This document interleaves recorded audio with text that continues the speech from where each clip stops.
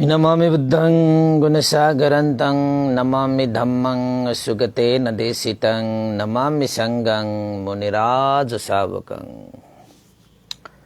नमो बुद्धाय, नमो धम्माय, नमो संघाय। श्रद्धालु उपासक उपासिका तथा सधर्म प्रेमी महानुभावहरू, आज मिति 2079 साल भाद्र 24 गते शुक्रबार। हरेक बिहान जस्तै आज पनि 8 बजेदेखि 9 बजेसम्मको फेसबुक लाइभ धर्मदेशना लिएर म भिक्षु विमलो श्री सिद्धि मंगल बुद्ध विहार सिद्धिपुर साना गाउँ थसी महालक्ष्मी नगरपालिका वडा नम्बर 6 बुद्ध मार्ग ललितपुरबाट तपाईहरुको सामुन्ने उपस्थित भइसकेको छु र देश विदेश बेदा देशना सुन्नको निमित्त फेसबुकमा जोडिरहनु हुने सम्पूर्ण श्रद्धावन्त उपासक उपासिका तथा सधर्म प्रेमी महानुभावहरूलाई आज पनि मंगल मैत्री कामना व्यक्त गर्दछु। त उपासक उपासिका तथा सधर्म प्रेमी महानुभावहरू, देशनाको क्रम हाम्रो 879 भाग पुगेको छ। भोलि हाम्रो 900 भाग पुग्दै छ र आजको देशनाको शीर्षक हामीले राखेका छौं भगवान बुद्धले देशना गर्नुहुने आनुपूर्वी कथा देशना अन्तर्गत दान विषय कथा अन्तर्गत रहेर नै आज पनि हामीले दान पारमिता विषयक कति किसिमका हुन्छन् हैन भन्ने सन्दर्भलाई समेटेर तपाईहरुको सामुन्ने अलिकति प्रस्ताउन खोजेको। हिजो अस्तिसम्म हामीले दान विषयको कथा देशना अन्तर्गत रहेर हिजो त हामीले एउटा तपाईहरुको लागि दान सम्बन्धी धर्मदान सम्बन्धी कथा देशना पनि गर्यौं हैन। भगवान बुद्धले दान गर्ने क्रममा आमिष दान, अभय दान र धर्मदान प्रदान गर्नुहुन्छ भन्दै आदर्शमय कथाहरूलाई पनि अलिकति हामीले प्रस्तुत गर्यौं। त यो दान भनेको त बोधी चर्या नै हो। बोधी चर्याको अभ्यास गर्ने व्यक्तिहरूले दान नगरिकन बोधी चर्या गर्नै सकिदैन। बोधिचर्याको प्रथम पाइला, बोधिचर्याको द्वार, बोधिचर्याको प्राण नै तपाईको दान हो। त्यसैले बोधिसत्व जति पनि हुन्छ उहाँहरूले सबभन्दा सुरुमा नै दानलाई पूरा गर्नुहुन्छ, यानी कि दान पारमिता उहाँहरूले सम्पादन गर्नुहुन्छ। त्यसैले यो दान भन्ने विषय बोधिचर्याको मूल विषय रहेको छ हैन। त्यसैले दान सम्बन्धी विषयहरुमा चाहिँ हामीले आमिष दानको सम्बन्धी पनि देशना गर्यौं। त्यसमा पनि कथाहरु राखे हैन। अभय दान, त्यसमा पनि हामीले कथा वस्तुहरुलाई प्रस्तुत गरियो हैन। त्यस्तै गरी तपाईहरुलाई चाहिँ धर्मदान भनेर हिजो मात्रै हामीले विभिन्न भगवान बुद्धले देशना गर्नुभएका पूरा गर्नुभएका विभिन्न धर्म देशनाबाट उपकार गरेका विषयहरुलाई समेटेर पनि हामीले धर्मदान शीर्षक राखेर कथा देशना गर्यौं। त पारमिताको गुणधर्मको हिसाबले पनि दान भनेको 3 किसिमले गरिन्छ। यो पनि बोधिचर्या नै हो। त दान भनेको 3 किसिमका तहहरु मध्येमा हामीलाई सबैलाई थाहा छ कि दान पारमिता पूरा गर्नु हुँदाखेरि दान पारमिता, दान उपपारमिता, दान परमत्थ पारमिता भनेको तेस्रो तहसम्मको दानहरु हुन्छ हैन। अब यी सम्पूर्ण दानहरु भनेको चाहिँ सुरुमा पनि तपाईको दान पारमिता भनेको बोधिसत्वहरूले सुरुमा सम्पादन गर्ने पनि दान पारमिता नै हो र हरेक जीवनमा बोधिसत्वहरूले यो दान पारमितालाई त निरन्तरता नै दिन्छ। कहाँसम्म दिन्छ त भन्दाखेरि बुद्ध बन्ने अन्तिम जन्ममा सम्म पनि बोधिसत्वहरूले दान पारमितालाई निरन्तरता नै दिन्छ। त बोधिसत्वहरूको बोधिचर्या भनेकै मूल भनेकै तपाईको दान पारमिता। सुरुदेखि अन्तसम्म बोधिसत्वहरूले दान पारमितालाई कहिले पनि छोड्दैन के। तपाईले देख्नु भएको छ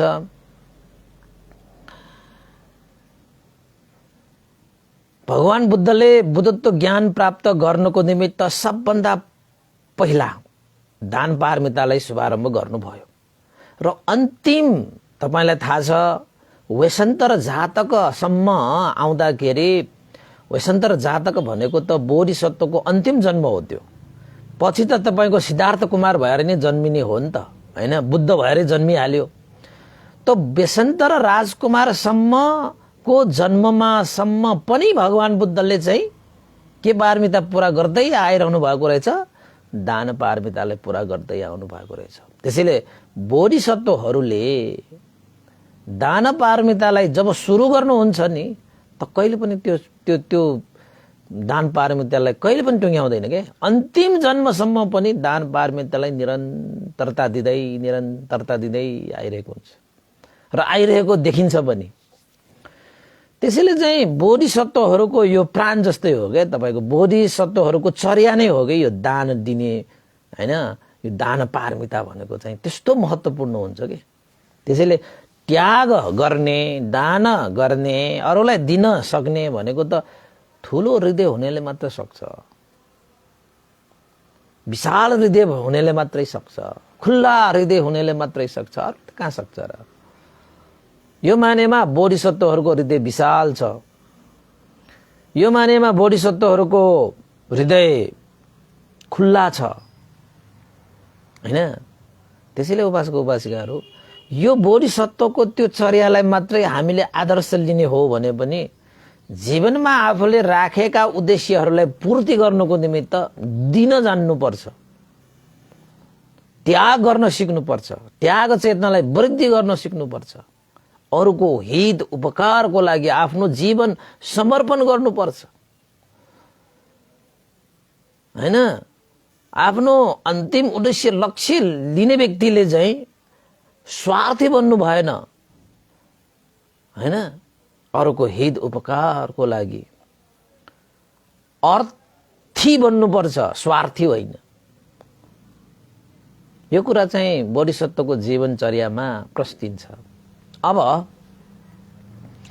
यो भयो अलिकति पृष्ठभूमि, तपाईहरुलाई चाहिँ दान पारमिताको बारेमा पृष्ठभूमि सुनाइदिएको कतिको महत्त्वपूर्ण रहेछ त भन्दाखेरि अब बुद्ध बन्नको लागि पनि यो दान पारमिताबाट सुरु गर्नुपर्ने रहेछ र हरेक जन्ममा यो दान पारमितालाई कहिले छुट्याउनु नहुने रहेछ। त्यो निरन्तर त्यो दान पारमिता भनेको चाहिँ सम्पादन गर्दै आउनुहुन्छ बोधिसत्वहरूले।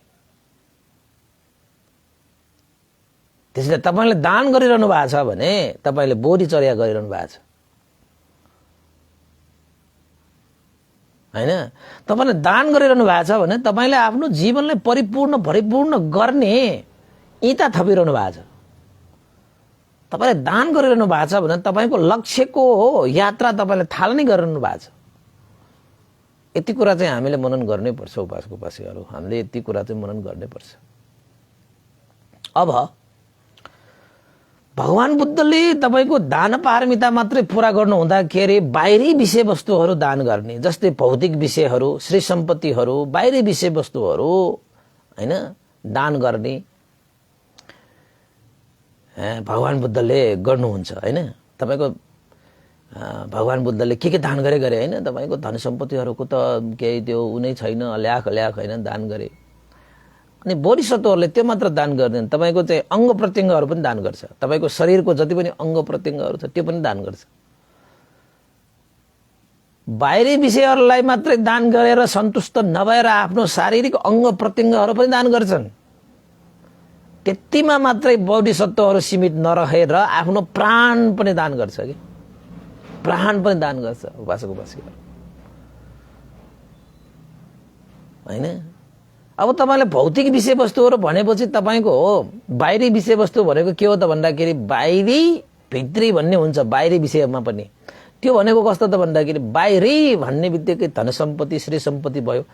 बाहिरी विषयहरूमा पनि भित्री विषय भनेको आफ्नो परिवार र सन्तान, त्यो भित्री विषय। बाहिरी विषयहरूमा पनि भित्री विषय हो त्यो। आफ्नो सन्तान परिवारलाई सम्म पनि दान गर्छ। बोधिसत्वहरूले त कम्ता दान गर्छ। हामीले त त्यो दानलाई मात्रै सुन्दाखेरि पनि हामीलाई त होला र गरेकै हो र गरेको भए त्यस्तोसम्म गर्छ र हाम्रो त रौनै थार थार हुन्छ भने त्यो बोधिसत्वको त्यो त्याग तपस्या र बलिदानलाई हामीले चाहिँ जान्न पायौं भने त, बुझ्न पायो भने त्यस्तोसम्मको हुन्छ कि। त्यसैले भगवान बुद्धको त्यो परित्याग, त्याग तपस्या र बलिदानलाई बुद्ध शासनमा पञ्चमहापरित्याग भन्छ। पञ्चमहापरित्याग भन्छ। यो पञ्चमहापरित्यागमा तपाईको दान पारमिता, दान उपपारमिता, दान परमत्थ पारमिता, तीनटै पारमिताहरू समावेश हुन्छ। र भगवान बुद्धहरूले तपाईको पञ्चमहापरित्याग गर्दाखेरि यो तीनवटै त्याग, तीनवटै पारमिताहरू पूरा गरिएको हुन्छ दान पारमिताको सन्दर्भमा। अरू त बाँकी नै छ हैन, पारमिताहरू त 10 पारमिता छ। त्यसलाई उपपारमिता परमत्थ पारमिता गर्दाखेरि 30 वटा पारमिता छ, हैन। त्यसैले चाहिँ पञ्चमहापरित्याग भनेपछि के पर्दो रहेछ? भगवान बुद्धहरूले बोधिसत्वहरूले बोधिचर्या गर्दाखेरि यो 5 वटा विषयले परित्याग गर्छ। 5 वटा विषयले परित्याग गर्छ तपाईको। अब के हुन् त भन्दाखेरि, अब सुन्नुहोस् है, तपाईले पञ्चमहापरित्यागको पनि ओहो त्यस्तोसम्म पनि गर्छ र बोधिसत्वहरूले। आम्मामामामामा, तपाई हामीले त सोच्न पनि सक्दैन। तपाई हामीले सोच्नै नसकेको चिज बोधिसत्वले त सम्पादन गरेर जानु भइसक्यो। त्यो पनि एक पल्ट हो र दुई पल्ट हो र हजारौं लाखौं कल्पौं असंख्य सम्म चाहिँ पारमिता पूरा गर्नुभएको। त्यतिकै होइन नि। त पञ्चमहापरित्यागमा भनेको के पर्छ त भन्दाखेरि धन सम्पत्ति श्री सम्पत्ति। तपाई धन सम्पत्ति भन्नुस्, श्री सम्पत्ति भन्नुस्। बोधिसत्वहरूले यो धन सम्पत्ति श्री सम्पत्ति भनेको त दान गर्छन्, त्याग गर्छन्, त्यसमा आसक्त भएर बस्दैन। अरूको हित उपकारको लागि तपाईले आकाशबाट वर्षा भए जस्तो, आकाशबाट वर्षा भएपछि त्यो आकाशले वर्षा गर्दाखेरि उ कञ्चुसै हुन्छ र जति सक्छ त्यति वर्षा हुन्छ। तपाईको खुल्ला रूपमा हारारारारा वर्षा हुन्छ। हो, बोधिसत्वहरूले पनि यो श्री सम्पत्ति, यो धन सम्पत्ति त्याग गर्दाखेरि आकाशबाट वर्षा भए जस्तो, वर्षायाममा वर्षा भए जस्तो त्याग छ। यो एउटा भयो हैन, श्री सम्पत्ति धन सम्पत्ति। अर्को के हो त भन्दाखेरि सन्तान पनि त्याग छ। छोराछोरीहरू भन्छ त्यसलाई। सन्तान भनेको छोराछोरी। त बोधिसत्वहरूले बोधिचर्या गर्दै गर्दाखेरि बाहिरी विषयहरू मात्रै होइन, आफ्नो जन्माएका सन्तानहरूलाई पनि त्याग्छ, दान गर्छ। त्यो पनि के को लागि? जति पनि दान गर्नुहुन्छ नि, त्यो मन नपरेर हैन, अरूलाई देखाउनको निमित्त मैले यस्तो गर्न सक्छु भन्नको लागि होइन। जति पनि बोधिसत्वहरूले चाहिँ यो दान गर्नुहुन्छ त्यो सर्वज्ञताको लागि, बुद्धत्व प्राप्तिको लागि, यो सत्व प्राणीहरूको कल्याणको लागि, तपाईँ हाम्रो हितको लागि, दुःखबाट मुक्तिको लागि, निर्वाणको ढोका खोल्नको लागि भगवान बुद्धहरूले, बोधिसत्वहरूले त्यसरी चाहिँ दान गर्नुहुन्छ के, त्याग गर्नुहुन्छ के। तपाईको सन्तानहरू पनि त्याग्छ, छोराछोरी पनि त्याग्छ, छोराछोरी पनि त्याग्छ। कसैले माग्न आयो भने छोराछोरी पनि लैजाऊ भन्छ। तपाईँ सक्नुहुन्छ? सक्दैन नि। हामी त संसारको माया मोहको जालमा परिरहेकाहरूले साँच्चै त्याग्नु त के हो? एक दिन पनि त्याग्न कस्तो गाह्रो हुन्छ। भोलि नै ऊ आउँछ, भोलि नै फिर्ता आउँछ, तै पनि त्याग्नु कति गाह्रो हुन्छ। एक दिन हामीले छोराछोरीलाई त विदेशमा पठाउनु त ठुरु ठुरु रहेर बस्छ नि हामी।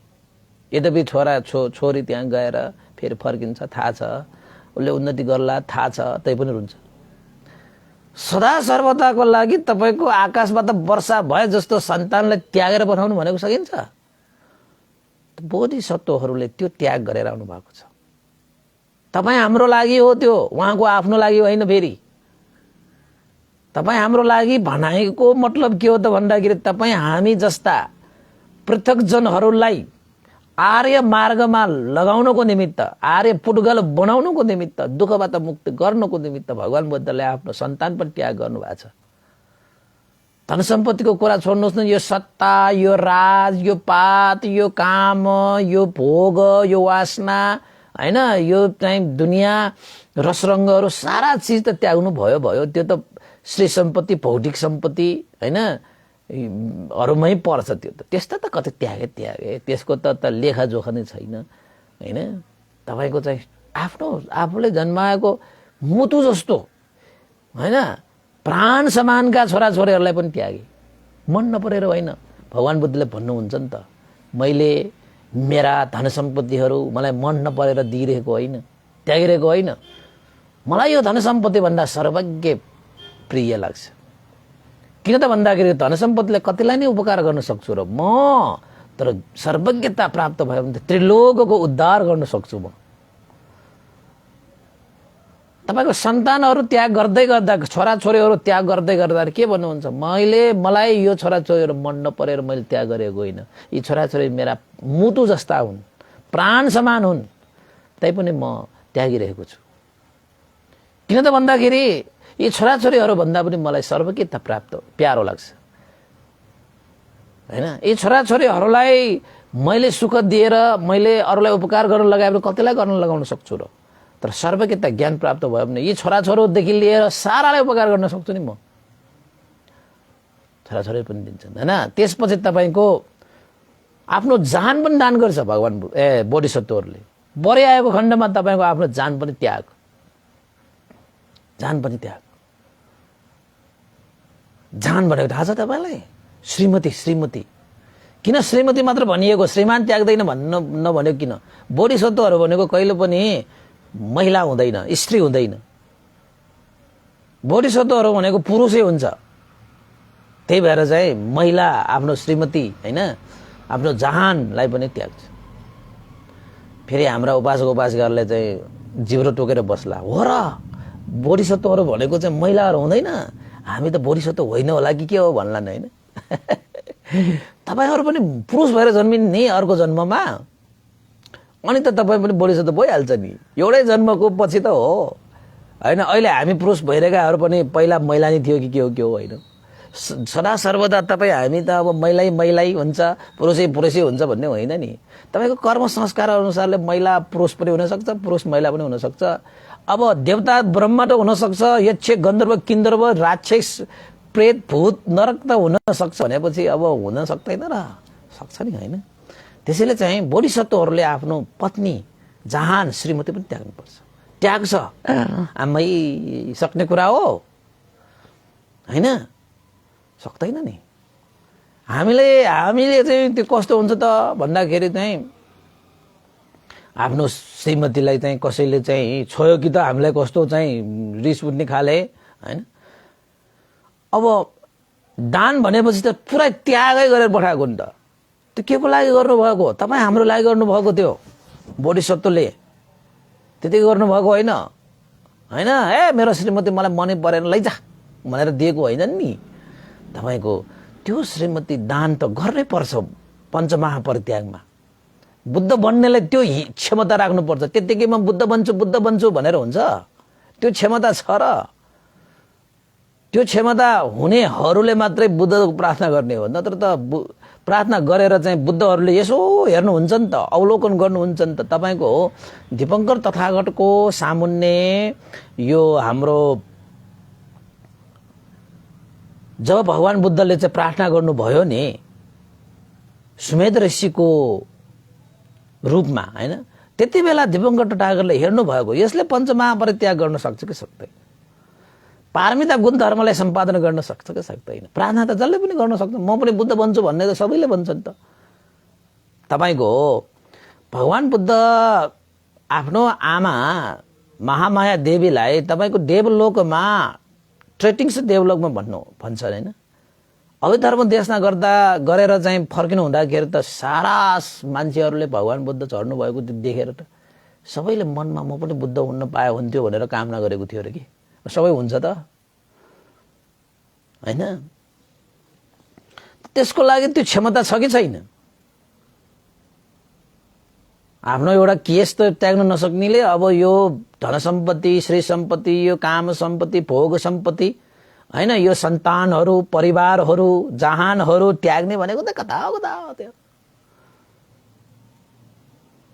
त्यसैले बोधिसत्वहरूले पञ्चमहापरित्यागमा तपाईको तेस्रो नम्बरमा के पनि छ? जहान, श्रीमती, पत्नी पनि त्याग्छ। दान गर्छ, त्यो त्यागेको भनेको मतलब दान गर्छ सर्वज्ञताको लागि, सप्त प्राणीहरूको उद्धारको लागि। त्यसैले बोधिसत्वसँग जहान बन्न आउने, विवाह गर्न आउने पनि त्यो महिला पनि त्यस्तो क्षमतावान हुनुपर्छ, मलाई दान गरे पनि दान दियोस् भन्ने किसिमको हुनुपर्छ। त्यतिकै हुन आउँछ र कर्मले त्यस्तै जुराउँछ नि त। छोराछोरी पनि त्यस्तै छोराछोरी हुन आउनु सक्नुपर्छ त्यहाँ। नत्र बोधिसत्वहरूको गर्भमा त्यस्ता श्रीमतीहरू, त्यस्ता छोराछोरी जन्मिँदैन। त्यस्तो त्याग गरे पनि ठिक छ, त्याग गरौँला। बुवाको त्यो हैन तपाईको चाहिँ लक्ष्यको लागि हामीले साथ सहयोग गर्नुपर्छ भन्नेहरू मात्रै प्रतिसन्धि ग्रहण गर्न आउँछ, श्रीमती हुन आउँछ। सानोतिनो मान्छेहरू श्रीमती हुनै सक्दैन बोधिसत्व। कहाँ सक्छ र? कुनै बेला पनि दान गर्न सक्छ बोधिसत्वहरूले हैन। त्यस्तै गरी तपाईको पञ्चमहापरित्यागमा अर्को पनि दान गर्नुहुन्छ। तपाईको शारीरिक अंग प्रत्यङ्गहरू पनि दान गर्छ। शारीरिक अंग प्रत्यङ्ग, यो शरीरमा जे जति अंगहरू छन्, कसैलाई चाहियो, मलाई दिनुस् न भनेर कसैले हात थापेर माग्न आउँछन्, उसको हात कहिले पनि खाली गर्दैन। बोधिसत्वहरूको त्यो चर्या हो। कसैले हात खाली गरेर माग्न आयो भने उसको खाली हात कहिले पनि फिर्ता पठाउँदैन। चाहे उसले आफ्नो ज्यानै लियोस् हैन, ज्यानै मागे पनि ज्यान हातमा राखेर दिन्छ। त्यस्तो क्षमता हुनुपर्छ बोधिसत्वहरूमा त। बुद्ध बन्नेहरूमा त त्यस्तो क्षमता नभइकन त हुँदैन त। ल मलाई आँखा चाहियो, ल मलाई मुटु चाहियो भने मुटु निकालिदिन्छ तपाईको चाहिँ। मणिचुर चाहियो मणि नै काटेर, टाउकै काटेर मणि दिएको तपाईको। आँखा निकालेर मणि दिएको हैन तपाईको शिवी जातकमा हैन। त्यस्तो क्षमता नभइकन त हुँदैन। हैन मलाई त तपाईको ज्यानै चाहियो, प्राणै चाहियो। सर्वज्ञताको लागि तिम्रो हातमा खाली गर्दिन, मेरो ज्यान लिनु भनेर ज्यानै हातमा थापेर दिइदिन्छ। बोधिसत्वहरू पनि त्यस्तो हुन्छ हैन। सकिन्छ। यसो हेर्दाखेरि त बुद्ध बन्नलाई त बडा गाह्रो पो रहेछ हौ भन्नु होला। गरेर गइसके। गाह्रो मान्नेलाई गाह्रो त हुन्छ नि, साह्रो मान्नेलाई साह्रै हुन्छ, प्यारो मान्नेलाई प्यारै हुन्छ। अब तपाईँ गाह्रो मान्छ हुन् कि साह्रो मान्छ हुन्छ कि प्यारो मान्नुहुन्छ? त सुमेध ऋषिले त यस्तो पञ्चमहापरित्यागलाई प्यारै मान्नुभयो हैन। यसरी चाहिँ प्यारो मान्नुभयो। अरूले साह्रो मान्यो, गाह्रो मान्यो भने तपाईको उनीहरूले सक्दैन पनि हैन। त्यसैले उपासक-उपासिकाहरू पञ्चमहापरित्याग भन्ने बित्तिकै यो बोधिचर्या हो। यो चर्याहरू मध्येमा पनि दान पारमितामा पर्छ यो पञ्चमहापरित्याग। त्याग भनेपछि दान भयो। दान पारमिता, दान उपपारमिता, दान परमत्थ पारमिता यो पञ्चमहापरित्यागमै पर्छ। अब सुन्नुस् हैन। दान पारमिता भन्ने बित्तिकै तपाईको श्री सम्पत्तिहरू, धन सम्पत्तिहरू, पद, प्रतिष्ठा, काम, भोग जति पनि सम्पत्तिहरू छन्, बाहिरी सम्पत्तिहरू छन्, बोधिसत्वहरूले त्याग गर्नुहुन्छ। बोधिसत्वहरूले त्याग गर्नुहुन्छ। अब तपाईको भगवान बुद्धको वैशन्तर जातक त तपाईले वैशन्तर राजकुमारको रूपमा जन्म लिनु हुँदाखेरि वैशन्तर राजकुमारले के मात्र त्याग्नु भएन? हेर्नुस् त, उहाँले एक पल त दान गर्दाखेरि तपाईको भूमिले, यो पृथ्वी, यो महापृथ्वीले सम्हाल्न सक्दैन थियो। भूमि नै कम्प हुन्थ्यो। त्यसरी दान गर्नुहुन्थ्यो हैन। कलिङ्ग राष्ट्रका राष्ट्रले तपाईँको चाहिँ मङ्गल हात्ती माग्न आउँदाखेरि मङ्गल हात्ती पनि दिएर पठाए, जुन हात्तीले देशमा चाहिँ उन्नति हुन्छ, प्रगति हुन्छ, दुर्भिक्षबाट बचाउँछ। मङ्गल हात्ती, त्यही मङ्गल हात्ती दान दिएको कारणले चाहिँ वैशेन्द्र राजकुमार वनवास जानु पर्यो, स्वीकारे, सहर्ष स्वीकारे हैन। दान त तपाईँको 6वटा दानशालाहरू बनाएर चारै दिशामा, नगरको द्वारमा, दरबारमा, ओहो, दानशालाहरू बनाएर वैशेन्द्र राजकुमारले दान गर्नुभएको हैन। वैशेन्द्र राजकुमारले अन्तमा मङ्गल हात्ती पनि दान गरे। वनवास हुनु पर्यो, मद्दी महारानी हैन, जुन श्रीमतीको रूपमा थियो हैन, उसका जाली कुमार, कृष्णा, जिनी छोराछोरीहरू थिए। वनवास जाँदाखेरि सबै सँगै आए, हात्तीमा बसेर हैन, रथमा बसेर जङ्गलतिर जान खोज्दाखेरि ब्राह्मणहरू आएर ओहो वैशेन्द्र राजकुमार त वनवास जान लाग्यो, पछि माग्न पाउँदैन, यही बेला हो, जे माग्छ त्यही दिन्छु भनेको छ भनेर तपाईँको चाहिँ कसैले घोडा माग्न आयो, कसैले हात्ती माग्न आयो, कसैले तपाईँको चाहिँ लगाएका चाहिँ गरगहनाहरू मागे, सबका सब दिएर चाहिँ वैशेन्द्र राजकुमारले चाहिँ कृष्णजिनी र चाहिँ जाली कुमारले चाहिँ एकजनालाई आफूले बोकेर अर्कोलाई त्यो मध्य महारानीलाई बोक्न लगाएर चाहिँ राजकुमार जस्तो व्यक्ति हैन, महाराज महारानी जस्तो व्यक्तिहरू पनि तपाईँको खाली पाउले चाहिँ वङ्क पर्वतमा चाहिँ वनवास गएको थियो। वङ्क पर्वत भन्छ त्यसले हैन। सारा चिज दान गरेको भने लिने मान्छेहरूले पनि कतिसम्म लिएको त भन्दाखेरि सारा चिज लिएको के। तैपनि चाहिँ वैशेन्द्र राजकुमारले चाहिँ कहिले पनि जसले हात खाली गरेर माग्न आए उनीहरूको हात कहिले पनि खाली गरेर पठाएन। परै पराओ के, जे माग त्यही दिन्छु भन्ने चाहिँ संकल्प गरिरहेको हो राजकुमारले।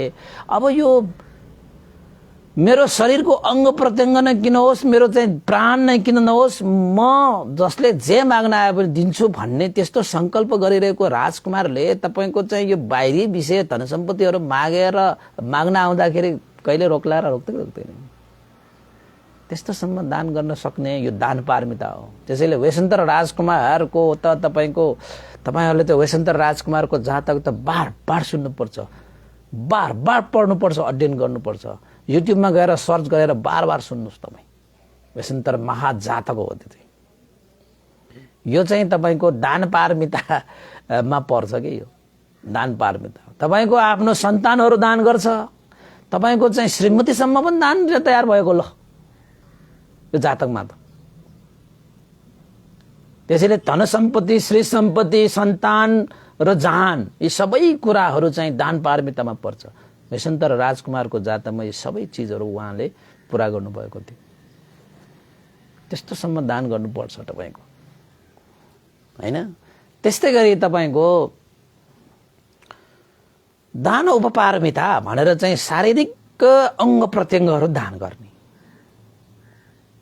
कसैले बोधिसत्वहरू कहाँ आएर मलाई तपाईको आँखा चाहियो, मलाई तपाईको यो चाहियो, शारीरिक अंग प्रत्यंगहरू चाहियो भने बोधिसत्वहरूले कहिले नाइ भन्नुहुन्न। जसले जे माग्न आउँछ, जसलाई जे चाहिन्छ त्यही दिन्छु भनेर संकल्प गरे हुन्छ बोधिसत्वहरूले। तपाईको यसको चाहिँ उपमाको रूपमा, दान उपपारमिताको रूपमा तपाईले शिवी जातकलाई लिन सक्नुहुन्छ। शिवी जातक, शिवी राजाले के गर्नुभयो? बाहिरी विषय वस्तुहरू त यति दानशालाहरू बनाएर उसले दान गरे।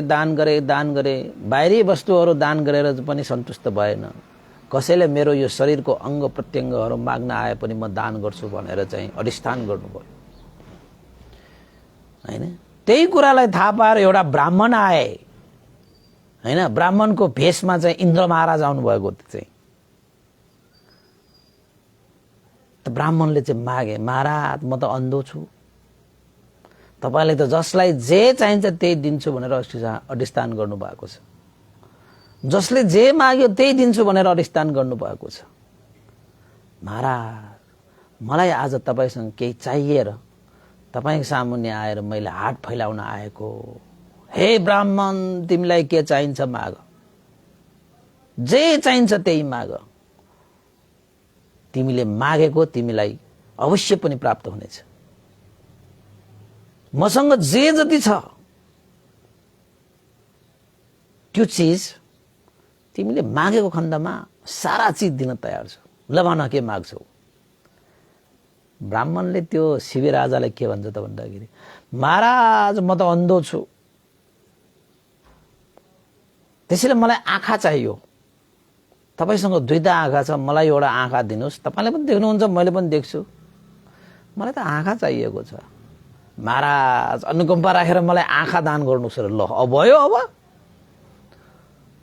आँखा त दान माग्न आएको। ल त्यो ब्राह्मणले त्यसपछि शिवी राजा त खुसी भए। बाबा मैले जुन संकल्प गरेको कसैले पनि आजसम्म शारीरिक अंग प्रत्यंग माग्न आएन।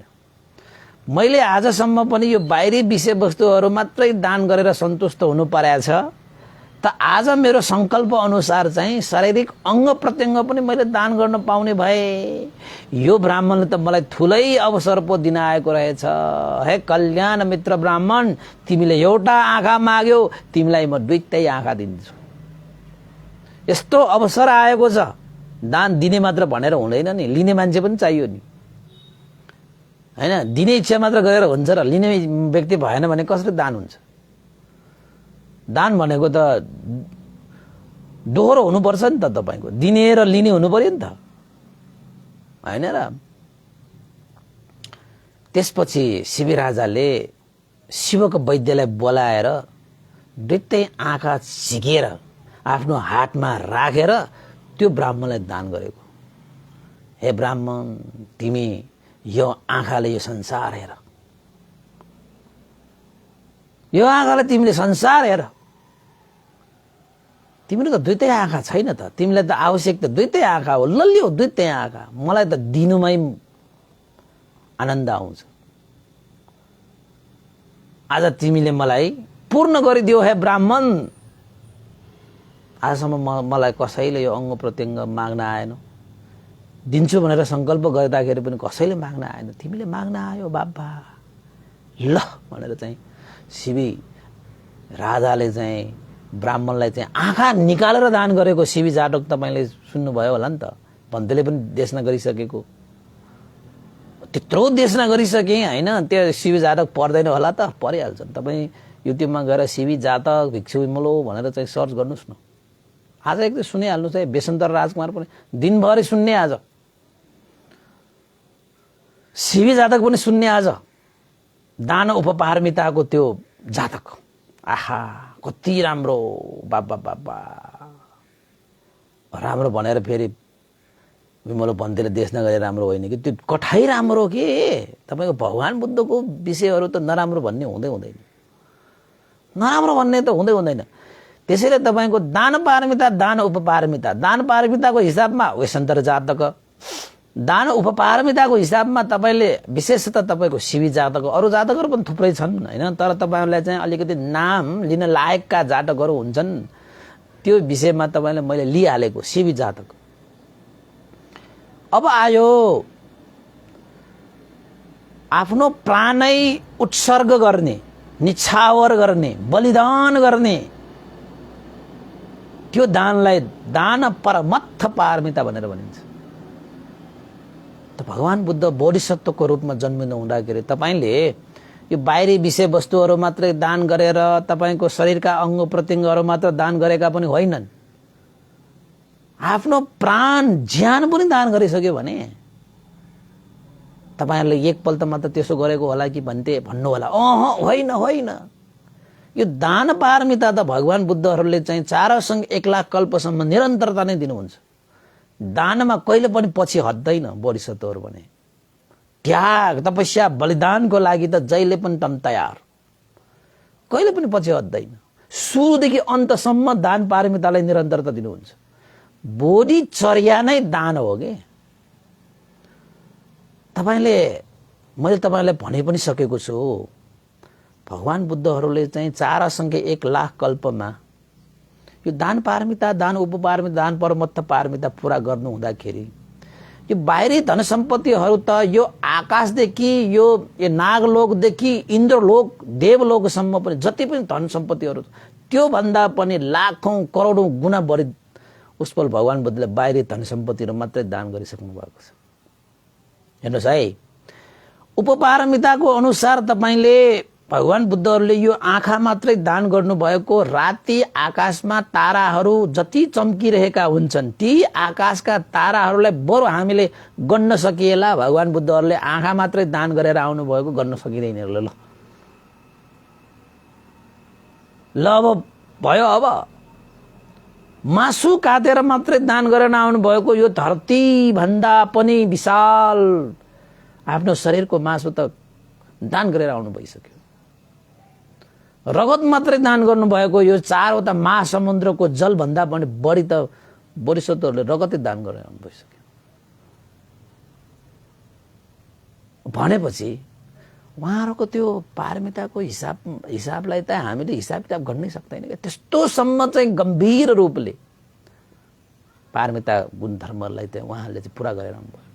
अब अन्तिममा परमत्थ पारमिता पुरा गर्नुहुन्छ। परमत्थ पारमिता भनेको आफ्नो ज्यानै उत्सर्ग गर्ने, ज्यान प्राण बलिदान गर्ने। कसको लागि? परहित उपकारको लागि।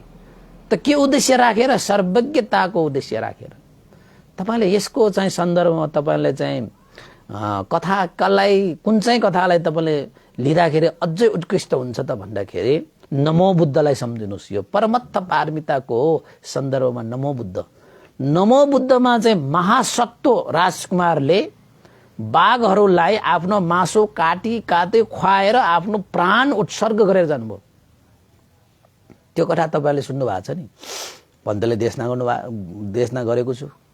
फेरि सुन्नुहोस् तपाईँ, महासत्व भनेर, महासत्व राजकुमार भनेर तपाईले चाहिँ युट्युबमा सर्च गर्नुहोस्।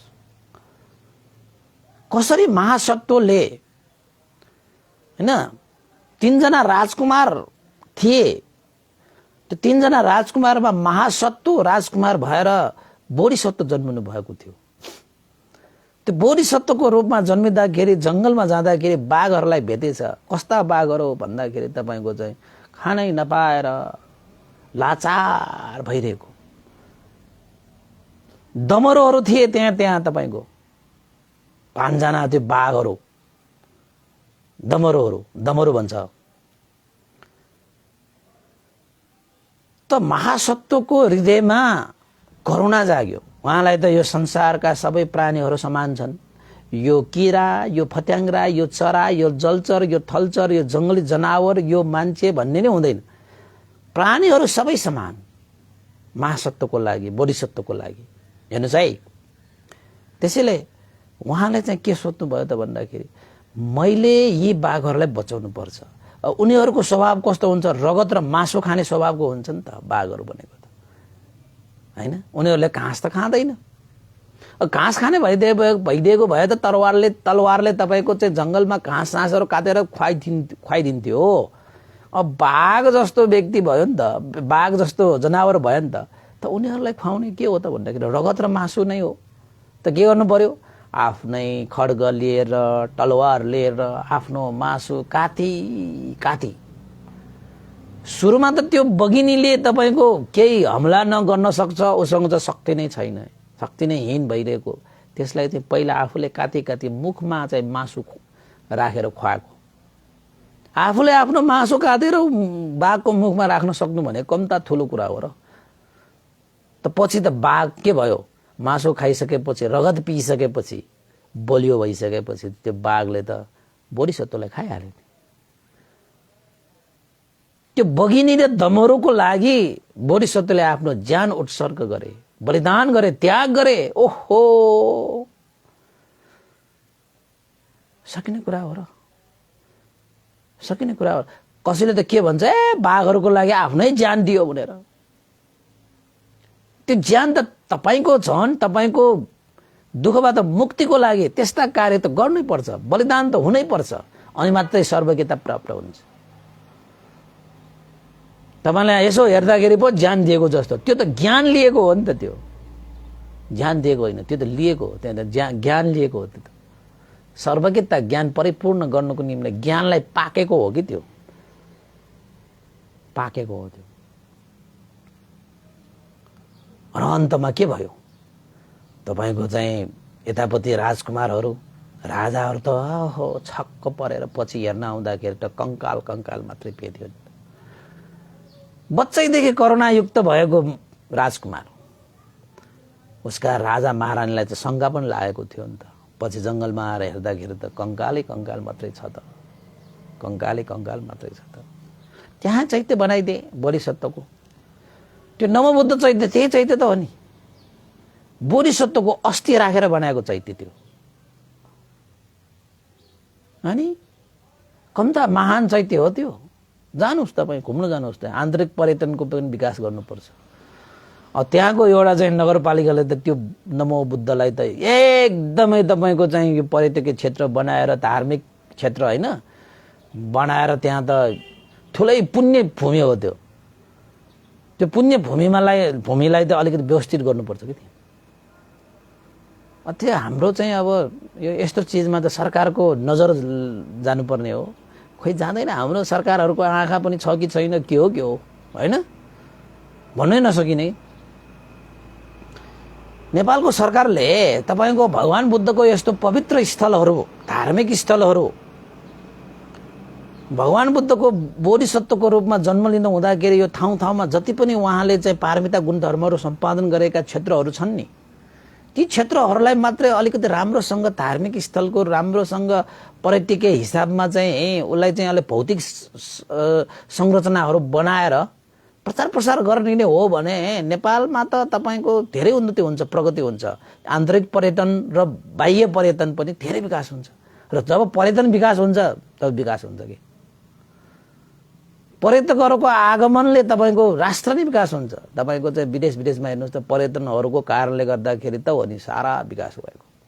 तपाई फर्पिङमा जानुहोस्, तपाई फर्पिङ भनेको पनि धेरै चाहिँ पुण्य भूमि हो। तपाईको त्यहाँ कस्तो कस्तो ठाउँ छ, हाम्रो पनि ध्यान केन्द्र त्यही छ होइन, पुण्य भूमिमा छ। चाँडोभन्दा चाँडो हामी चाहिँ निर्वाण पुग्नलाई चाहिँ सजिलो हुन्छ, त्यहाँ त्यस्तो ठाउँ छ त्यहाँ। तपाईको चाहिँ अब त्यहाँ महायानको हिसाबले त होइन, पद्मसम्भवले त्यही ज्ञान प्राप्त गरेको। भगवान बुद्धको तपाईको चाहिँ बुद्ध गयामा जस्तो फर्पिङमा पनि पद्मसम्भवले ज्ञान लिएको भनिन्छ कि, त्यहाँ ध्यानबाट सिद्ध भएको भनिन्छ। त्यहाँ गुफाहरू छ, त्यहाँ ध्यान बसेको ठाउँहरू छ, त्यहाँ त्यो फर्पिङ सबै तीर्थस्थल हो। तिनीहरू सबै पवित्र भूमिहरू, तिनीहरू त्यो ध्यान गर्ने ठाउँ हो। त्यो योग ध्यान गर्ने ठाउँ हो त्यो। यो फर्पिङ भन्ने चिज त्यो सानोतिनो ठाउँ होइन त्यो होइन। कतिले जाने होला, कतिले जानेन होला, त्यो आफ्नै ठाउँमा छ। तर फर्पिङ भन्ने चिज पवित्र स्थल हो, त्यो धेरै पवित्र स्थल हो। त्यो कस्ता कस्ता सिद्ध पुरुषहरूले ध्यान बसेर ध्यान प्राप्त गरेको ठाउँ हो नि त त्यो। योग ध्यान ज्ञान होइन साधना गर्ने ठाउँ हो त्यो। र हामीले पनि अब त्यहाँ त्रिबोधी विपसना त्यहाँ बसेर हामीले त्रिबोधी अनित्य दुःख अनात्मा बोध गर्ने, ज्ञान प्राप्त गर्ने होइन भनेर चाहिँ यो ध्यान केन्द्र निर्माण गर्दैछौँ होइन। पछि ध्यान केन्द्र सकिसकेपछि त सारा उपासकहरू ओहिरिनुपर्छ।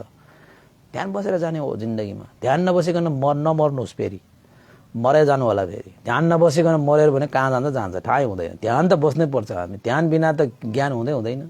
ज्ञान बिना त तपाईँको ज्योति हुँदैन। ज्योति नभएपछि आँखाले के काम होइन। ज्योति भएन भने आँखाले पनि, आँखा भइकन पनि अन्धो जस्तो हुन्छ कि। त्यसैले चाहिँ ध्यान त बस्नुपर्छ होइन। हाम्रा उपासकले त्यसको लागि चाहिँ खुब सहयोग गरिरहनु भएको छ। त्यो सहयोग गर्ने सबै उपासकले चाँडोभन्दा चाँडो ज्ञान प्राप्त हुनेछ आशिका पनि गर्छु है। त यो सन्दर्भमा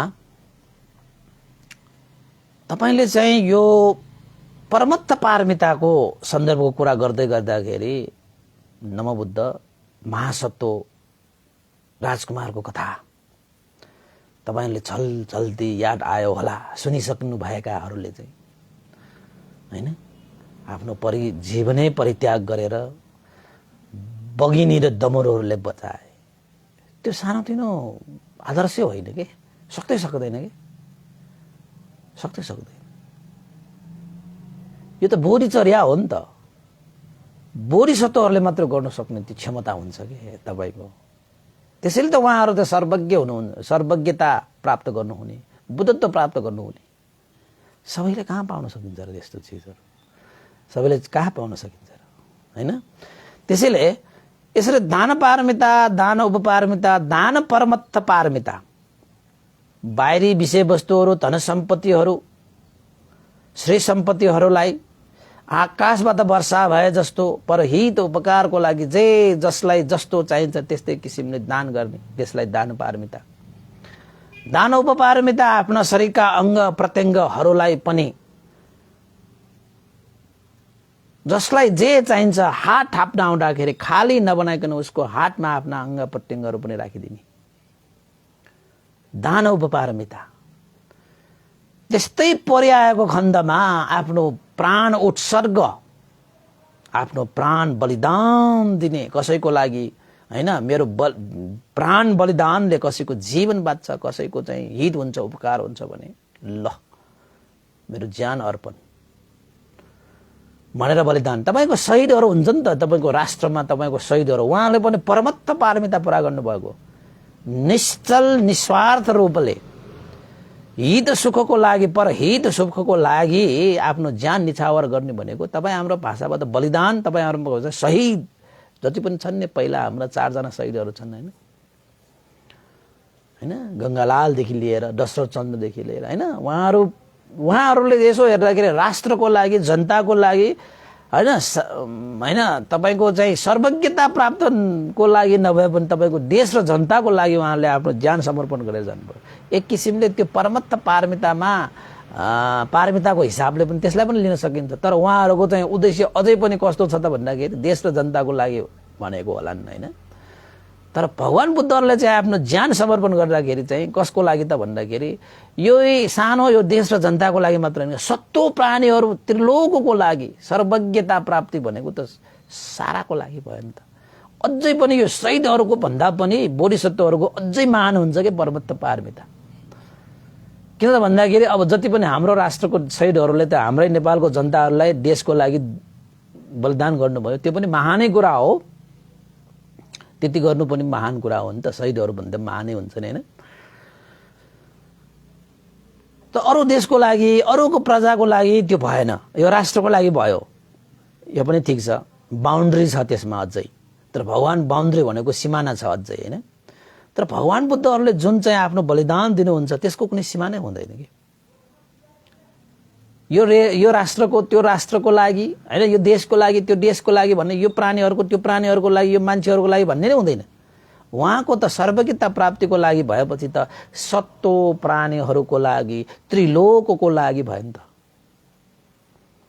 त्यसैले बोधिसत्वहरूको त्यो बलिदान अझै उत्कृष्ट हुन्छ कि शहीदहरूको भन्दा पनि उत्कृष्ट हुन्छ। त्यस्तो हुन्छ उपासकहरू, होइन? त्यसैले चाहिँ आफ्नो ज्यान प्राण नै उत्सर्ग गरेर परहित उपकार गर्ने र सर्वज्ञता प्राप्त गरेर सबै यो त्रिलोकको उद्धार गर्ने उद्देश्य राखेर बोधिसत्वहरूले आफ्नो ज्यान प्राण बलिदान गर्नेलाई चाहिँ के भनिदो रहेछ?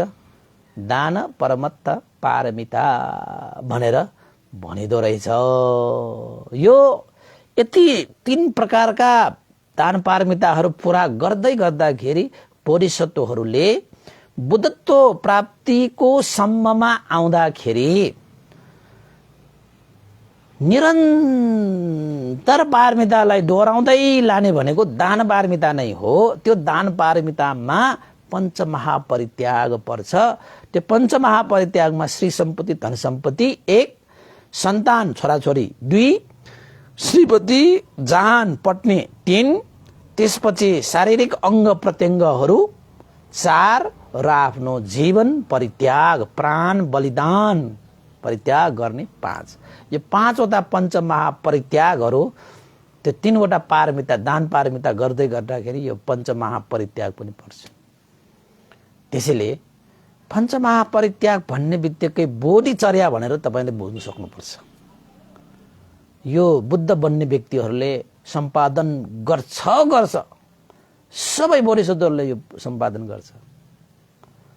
सबै बोधिसत्वहरूले यही सम्पादन गरेर उहाँले बुद्धत्व ज्ञान लाभ गर्नुभएको। हेर्नुहोस् त, त्यस्तो त्याग गरेर प्राप्त गर्नुभएको त्यो ज्ञान हामीले त प्राप्तै गर्नु पर्दैन। हामीले खुरुक्क त्यो ज्ञानलाई लिएर हामीले आफ्नो जीवनलाई धन्य बनाउन सकिन्छ। हाम्रो हो त्यो ज्ञान लिनको निमित्त त्यो पञ्चमहापरित्याग गर्नु पर्थ्यो, तर हामीले गर्नै नपर्ने गरी हाम्रो सत्तामा भगवान बुद्धले गरिसक्नु भयो भने त भगवान बुद्धले त्यो पञ्चमहापरित्याग गरेर त्यो ज्ञान पनि लिएर प्राप्त गर्नुभयो। हामीलाई त खुरुक्क दिनुभएको छ, सुरुक्क दिनुभएको छ। कति सजिलोसँग हामीले लिन पाएका छौँ। त्यति सजिलोसँग लिन पाएर पनि हामीले त्यो ज्ञानलाई आफ्नो जीवनमा धारण पालना गरेर यो जीवनलाई सार्थक बनाएन भने कहिले गर्ने? तपाईँले पनि त्यही पञ्चमहापरित्याग गरेरै त्यो ज्ञान लाभ गरेर तपाईँ जान सक्ने हो र? यस्तो अवसर आउँदाखेरि त गर्न नसकिने पञ्चमहापरित्याग गरेर जान्छु भन्ने हो भने त त्यो त अलिकति कता कताको कुरा जस्तो हुन्छ। त्यसैले उपासक उपासिकाहरू सबैले भगवान बुद्धका ती परित्यागहरूको एउटा आदर्श लिएर उहाँले जस्तै त्यो त्याग गर्न नसके पनि कमसे कम त्याग चेतना हुनु भनेको जीवनको परिपूर्णता हो भन्ने जानेर तपाईँले सक्दो रूपमा क्षमता भए अनुसार तपाईँले पनि त्याग गर्ने अभ्यास गर्नुहोस्। तपाईँको जीवन पनि अवश्यमै परिपूर्ण हुन्छ। तपाईँ दुःखबाट मुक्त भइन्छ। त्यो सुरु त गर्नु पर्यो नि दानबाट। पारमिता गुण धर्मलाई त्यसरी सम्पादन गर्दै जानुभयो भने तपाईँले पनि पूर्णता प्राप्त गर्न सक्नुहुन्छ। ल त उपासक उपासिका आजको लागि यति नै गरौँ है। त आज हाम्रो दान पारमिता, दान उपपारमिता, दान परमत्थ पारमिता जुन दानको तहहरू छन् ती तहहरूको विषयमा तपाईँहरूलाई सुनाए। आनुपूर्वी कथा देशनामा भगवान बुद्धले यस्ता कुराहरू दान सम्बन्धी कथाहरू देशना गर्ने क्रममा यस्ता यस्ता समावेश हुन्छन् भन्ने तपाईँलाई सुनाएको। त सुनिदिनु भयो, धेरै धेरै साधुवाद छ। अन्तमा अब पुण्यानुमन गर्ने समय आइसकेको छ। आजको पुण्यानुमन गर्नको निमित्त आज यहाँ केही उपासक उपासिकाहरूको यहाँ चाहिँ साधु अनुमोदन गर्नुपर्ने रहेको छ। पुल्चोक निवासी हाम्रो मन्जु शाक्य उपासिकाका जहान चाहिँ मोतीमान शाक्य, महेश शाक्य लगायत सम्पूर्ण परिवारहरूलाई निरोगिता सुस्वास्थ्य दीर्घायु कामना गरेर हैन आज परित्राण गर्ने र धर्मदान स्वरूप भनेर रु 1000 धर्मदान श्रद्धा पनि व्यक्त गर्नुभएको छ। मैले परित्राण पनि गरिदिइसकेको छु। सबैलाई सुस्वास्थ्य निरोगिता दीर्घायु मङ्गल कामना गरेर है मोतीमान शाक्य, महेश शाक्य, मन्जु शाक्य सकल परिवारलाई सुखी शान्ति निरोगी दीर्घायुको कामना गर्न चाहे। त्यस्तै गरी तपाईको एकजना हाम्रा उपासक हुनुहुन्छ शीत महर्जन भनेर मानन्दर, शीत मानन्दर भनेर लेख्नुहुन्छ। श्रद्धेय विमल भन्तीलाई सादर वन्दना। 79 साल 5 महिना 24 गते शुक्रबार हाम्रा चाहिँ दिवंगत उहाँको बाजे बेखलाल मानन्दरको पुण्यतिथि भएको हुनाले रे है उहाँ परित्राण भोजनदान पुण्यानुमोदन गरेर उहाँ धर्मदान स्वरूप हैन पुण्य प्राप्त भोस् हैन। दिवंगत बाजे बेखलाल मानन्दरको सुगति निर्वाण कामना गरेर पनि धर्मदान स्वरूप रु 1000 श्रद्धा दान पनि व्यक्त गर्नुभएको छ। उहाँको नातिनी अष्टकुमारी मानन्दर भनेर अष्टकुमारी मानन्दरले यो चाहिँ श्रद्धा व्यक्त गर्नु भएको हो। यो शीत मानन्दरको तर्फबाट पठाउनु भएको रहेछ। उहाँ धेरै धेरै साधुवाद छ है। बेखलाल मानन्दरलाई पनि सुगति निर्वाण पनि कामना गर्न चाहे। अनि त्यस्तै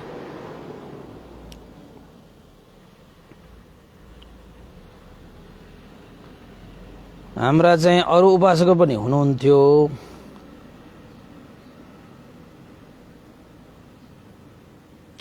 त्यो चाहिँ हाम्रो 900 भागको लागि भन्नुभएको छ। हाम्रो चाहिँ मोतीरत्न तुलाधर उपासक पनि एकजना हुनुहुन्छ। उहाँ उपासकले पनि मोतीरत्न तुलाधर उपासकले पनि अस्ति फोन गर्नुभएको छ। उहाँले धेरै देशना सुनिरहनु भएको रहेछ।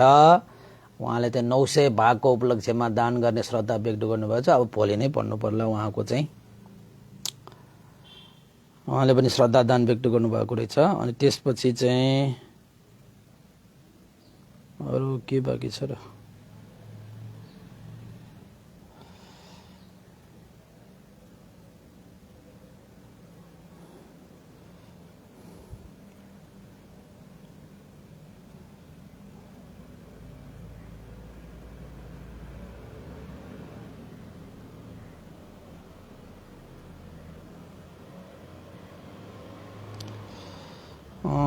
ल हिजो एउटा चाहिँ छुट्टिएको जस्तो छ है। मैले त गरेछु यो हिजो खोजेको भेटिएको थिएन। 23 गते बिहिबारको दिन रहेछ। उहाँ हाम्रो चाहिँ रत्नमान शाक्य उपासकको जहान सरिता शाक्यको 57औं जन्मदिनको उपलक्ष्यमा आयो। आरोग्य सुख शान्ति र जीवन सुधालयमा भनेर चाहिँ मङ्गल कामना गर्नु भई परित्राण पाठ भोजनको लागि भनेर हिजो पठाउनु भएको रहेछ। रु 2000 श्रद्धा दान है। त्यसैले चाहिँ हिजो मैले चाहिँ छुट्टिएकोले आज भन्छु भनेको थिएँ। हिजो मैले पाठ पनि गरिदिएको छु होइन। र रत्नमान शाक्य ताहाचल खुसी बहिए भनेर भन्नुभएको छ। जन्मदिन पर्नुहुने सरिता शाक्य उपासिकालाई पनि धेरै धेरै साधुवाद, मङ्गल मैत्री कामना, सुस्वास्थ्य निरोगी दीर्घायुत्व कामना र उपासक रत्नमान शाक्यज्यूलाई पनि धेरै धेरै साधुवाद व्यक्त गर्न चाहे है। अनि त्यसपछि चाहिँ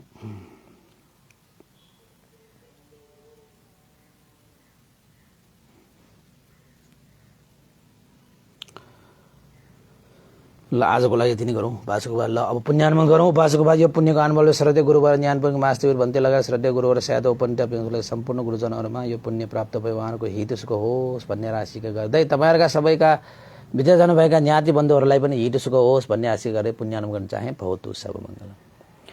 इदं नो ज्ञातिनां होतु सुखिता वन्तु ज्ञातयो। इदं नो ज्ञातिनां होतु सुखिता वन्तु ज्ञातयो। इदं नो ज्ञातिनां होतु सुखिता वन्तु ज्ञातयो।